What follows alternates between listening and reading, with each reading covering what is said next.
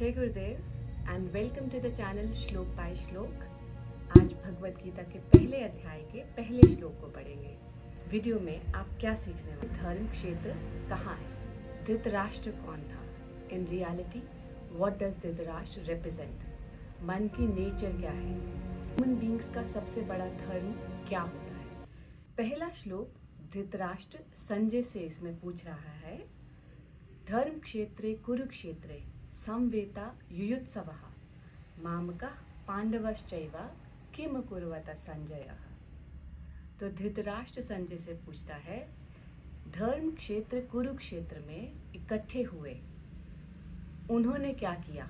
ओ संजय, मेरे और पांडु के पुत्रों ने। तो सबसे पहली बात, जो सबसे पहला क्वेश्चन आता है, धर्म क्षेत्र कहाँ है? क्योंकि धृतराष्ट्र ने कुरुक्षेत्र को धर्म क्षेत्र कहकर संबोधित किया है, तो हम ये जान सकते हैं कि कहीं ना कहीं धृतराष्ट्र भी इस बात को जानता था। ही वॉज अवेयर दैट ये जो लड़ाई हो रही है, ये जो महाभारत का युद्ध लड़ा जा रहा है, ये कोई साधारण युद्ध नहीं है।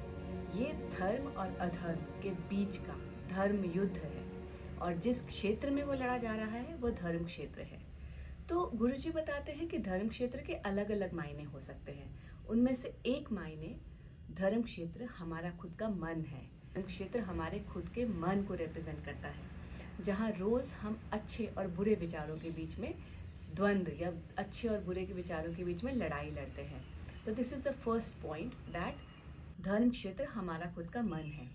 अब सेकंड प्रश्न पर आते हैं, धृतराष्ट्र कौन था?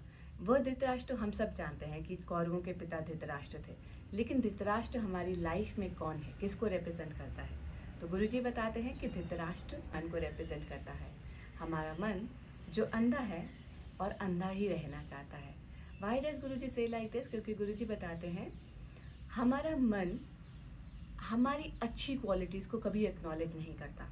Whenever we go into depression or whenever we get anxiety, it's only when we start thinking we are not good enough, we are not capable enough.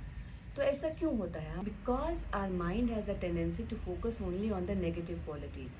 हमारी अच्छी क्वालिटीज़, जो हमारे अंदर अच्छे गुण मौजूद हैं, हमारा मन उसे नहीं देखना चाहता। इसलिए गुरुजी बताते हैं कि मन अंधा है और अंधा ही रहना चाहता है। धृतराष्ट्र सिर्फ कौरवों के पिता धृतराष्ट्र नहीं है। धृतराष्ट्र हमारे लाइफ में जिसे रिप्रेजेंट करता है, that is our own mind.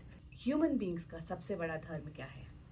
तो गुरुजी बताते हैं कि सारे ह्यूमन बींग्स का, हम सबका धर्म एक ही है, that is to find the lotus feet of God. ईश्वर के श्री चरणों की कृपा प्राप्त करना, ईश्वर के श्री चरणों को प्राप्त करना, यही ह्यूमन बींग्स का, मनुष्यों का सबसे बड़ा धर्म है।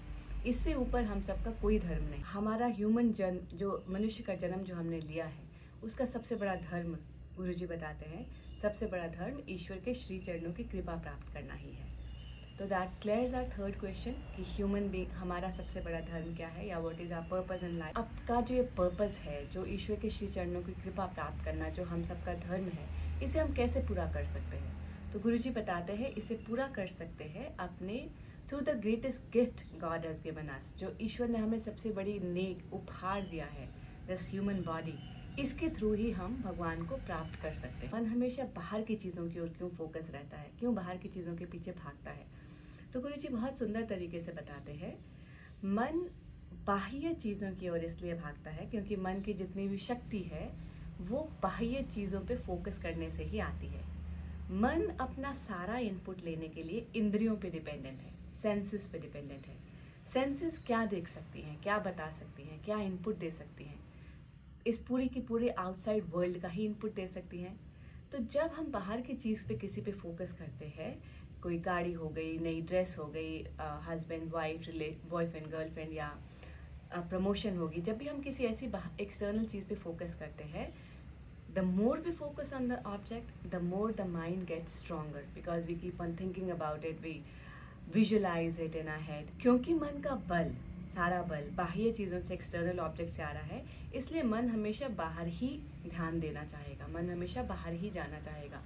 क्योंकि इंद्रियां भी बाहर का ही फीडबैक दे सकती हैं, बाहर की ही चीज़ों के बारे में से बता सकती हैं, इसलिए मन हमेशा बाहर भागता है। That is why it is so difficult to meditate, to sit with yours. अब जब भीष्म पितामह जमीन पे गिर गए, अब वो नहीं रहे बैटलफील्ड में, तब पांडव और कौरव क्या प्रतिक्रिया देंगे, इसकी चिंता धृतराष्ट्र को होने लगी। धृतराष्ट्र को ये चिंता होने लगी कि हम ये युद्ध जीतेंगे या हारेंगे। उसका मन एंग्शियस होने लगा। गुरु जी बताते हैं हमारा मन भी ऐसा ही है। मन सोचता है, सोचता है, सोचता है, सोचता है, और जब हम मन को रोकने की कोशिश करते हैं, अपने नियंत्रण में करने की कोशिश करते हैं, तो क्या मन हमारी बात मानता है? मन हमारी बात नहीं मानता है, विद्रोह करता है हमसे। It tries to fight back with us. So जैसे धृतराष्ट्र ने पांडु के पुत्रों को कुरु वंश का पार्ट मानने से, हिस्सा मानने से मना कर दिया था, वैसे ही हमारा मन हमारे भीतर मौजूद अच्छे गुणों को देखने से, उनको मानने से इनकार करता है। सिर्फ हमारी बुराइयों पे फोकस कर। श्लोक के साथ फिर मिलेंगे, तब तक के लिए जय गुरुदेव।